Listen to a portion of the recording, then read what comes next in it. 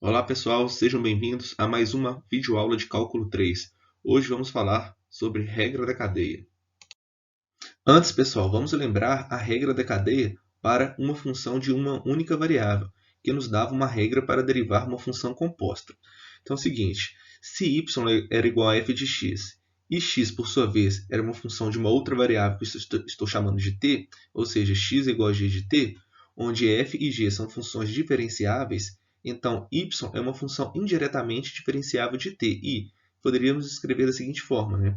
A derivada de y em relação a t era o quê? Vocês faziam a derivada de y em relação a x primeiro e depois multiplicava a derivada de x em relação a t. Então, isso vocês fizeram muito lá no cálculo 1. Para as funções de mais de uma variável, a regra da cadeia tem muitas versões, cada uma delas fornecendo uma regra de diferenciação de uma função composta. Então, vamos ver esses casos a seguir. Vamos para o primeiro caso da regra da cadeia. A primeira versão a seguir lida com o caso onde z é igual a f de x, y, e cada uma das variáveis x e y, por sua vez, uma função de duas variáveis t. Então, atenção, tá? O primeiro caso, estou pegando uma função de duas variáveis, e a variável x é uma função de t, e a variável y é uma função de t. Então, posso escrever f como g de t, h de t. Então, vamos lá. Ó. Nós vamos supor que z, uma função de duas variáveis, seja uma função diferenciável de x e y, onde x é o g de t e y é o h de t. São funções diferenciáveis de t. Então, z é uma função diferenciável de t i. Então, vamos escrever o seguinte, quero derivar lá dz dt. Então, vocês vão fazer a derivada parcial de f em relação a x, né? Lembrando que f tem duas variáveis, então aqui ó, a derivada parcial, né, de f em relação a x, dx dt. Lembrando que o x, né, no nosso caso, está em função de t. Então, você usa a derivada de x em relação a t, mais a derivada parcial de f em relação a y, né? Lembrando que a nossa função f é de duas variáveis, então vamos usar a derivada parcial, e aqui dy dt. Lembrando que y está em função de t. Então, esse é o primeiro caso. Podemos reescrever a regra da cadeia para o caso 1, onde aparece a derivada parcial de f em relação a x ou a derivada parcial de f em relação a y, podemos trocar, né? Colocar a derivada parcial de z em relação a x ou em relação a y. Foi o que eu fiz aqui. Ó. Então, tem a derivada parcial de z em relação a x e a derivada de z em relação a y. Pessoal, vamos para o exemplo para entender isso melhor. Número 1. Se z é igual a x ao quadrado vezes y mais 3x y à quarta, onde x é igual a seno de 2t e y é igual a cosseno de t, determine a derivada de z em relação a t, quando t é igual a zero. Então, a regra da cadeia fala o seguinte, né? dz dt vai ser a derivada parcial de z em relação a x, dx dt, mais a derivada parcial de z em relação a y, dy dt. Então, vocês vão derivar cada uma dessas partes aqui. A derivada parcial de z em relação a x, vocês já sabem fazer.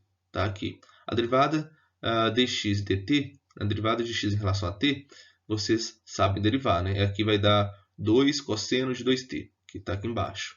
Mais a derivada parcial de z em relação a y, também vocês já sabem derivar. Vezes aqui dy dt. dy dt vocês vão derivar y em relação a t, que vai ser menos seno de t, que está aqui embaixo também.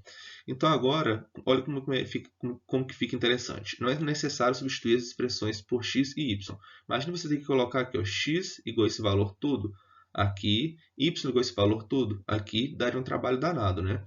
Só que no exercício ele fala que t é igual a zero. Então, quando t é zero, aqui você vai ter seno de zero, que é zero. Aqui o y vai ser cosseno de zero, que é 1. Então, basta substituir. Onde tem x, vocês vão colocar 0. E onde tem y, vocês vão colocar quanto? 1. Então, morreu o assunto, né? Só substituir aqui agora. Olha. No x e no y, cosseno, o t, lembrando que o t é 0. Então, vocês vão substituir e vão encontrar 6. Então, não tem muito segredo, não. Agora, vamos ir construindo a ideia para a regra da cadeia, segundo caso. Então, vamos considerar agora a situação onde z é uma função de duas variáveis x e y, e essas variáveis são funções de outras duas variáveis s e t. Então, isso vai ser o segundo caso.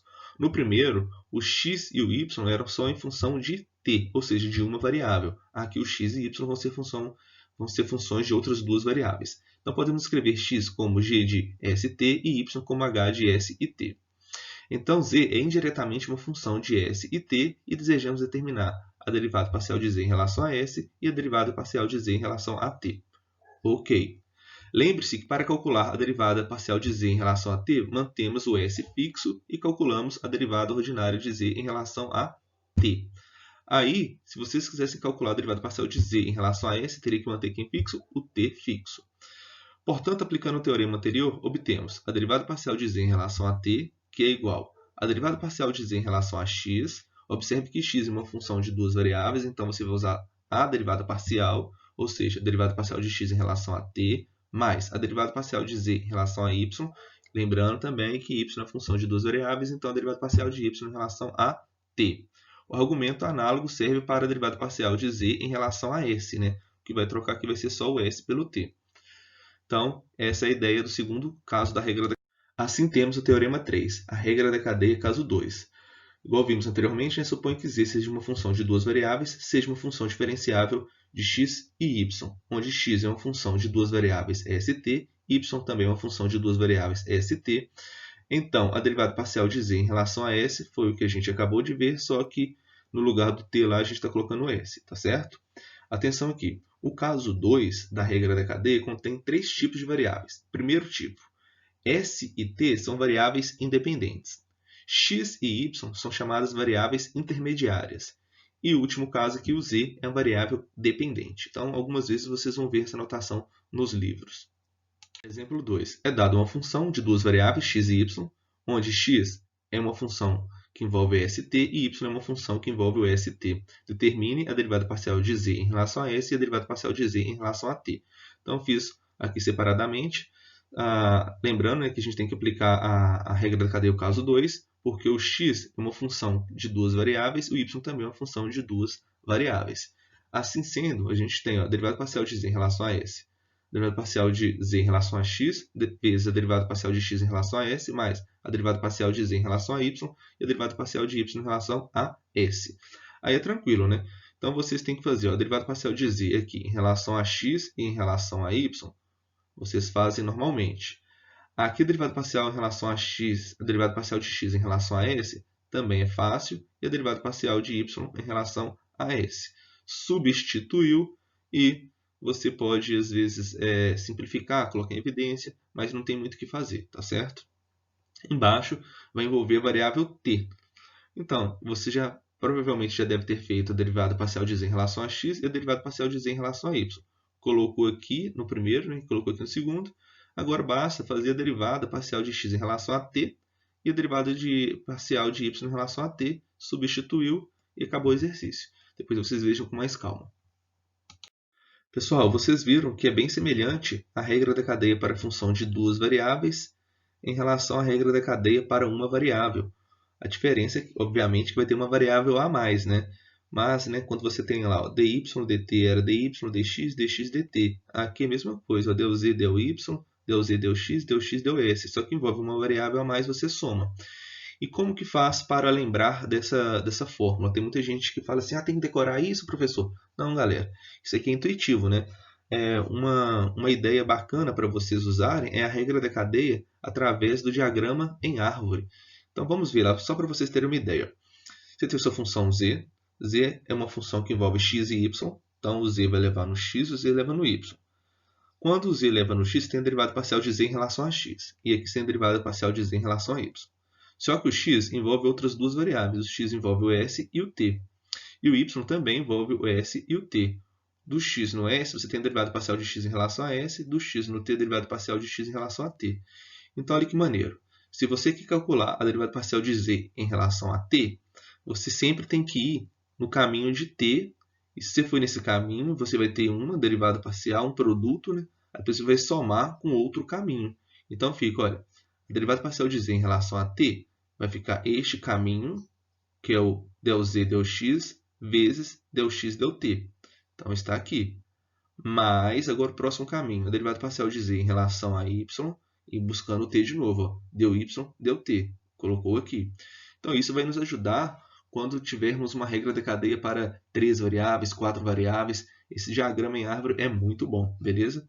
Aqui eu só coloquei uma observação, né? Desenhamos os ramos da árvore saindo da variável dependente z. Então, aqui é a variável dependente, né? Para as variáveis intermediárias, que é x e y, a fim de indicar que z é uma função de x e y, foi o que eu falei. Então, desenhamos os ramos saindo de x e y para as variáveis s e t. Ok? Foi o que eu tinha falado. E se quisermos trabalhar com a regra da cadeia para funções de 3, 4, n variáveis, como que funciona? A ideia é muito parecida, né? Então, aqui temos o teorema 4. A regra da cadeia versão geral é o seguinte. Suponha que u seja uma função diferenciável de n variáveis, x1, x2, xn, onde cada x desse daqui, representado por xj, é uma função diferenciável de m variáveis, t1, t2, t3, t4 até tm. Então, u é uma função de t1, t2, t3 até tm. E podemos escrever o seguinte, né? Vai ser a mesma ideia lá anterior. O derivado parcial de u em relação a ti, ou pode ser o t1, t2, tanto faz, né? Vai ser o quê? A derivada parcial de u em relação a x1 vezes a derivada parcial de x1, t, i aqui, né? Igual eu falei, pode ser o t1, t2, t3 até o tm.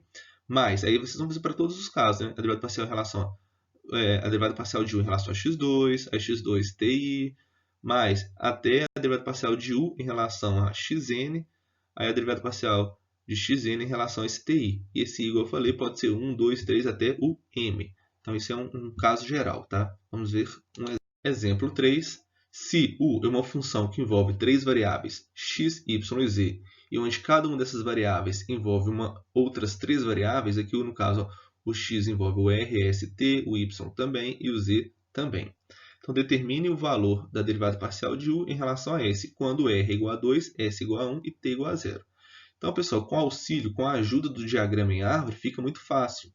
Ah, Thiago, eu tinha que decorar essa fórmula? Não, galera. Olha o diagrama em árvore aqui, né?